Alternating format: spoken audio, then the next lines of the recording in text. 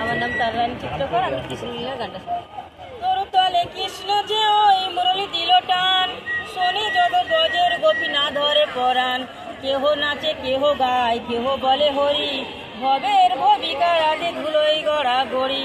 চূড়টি বেঁধেছে ঠাকুর ময়ূর পঙ্খী দিয়া, নানা জাতে পুষ্পের মালা চূড়োতে বেড়িয়া, নানা জাতে পুষ্পের মালা চূড়োতে বেড়িয়া।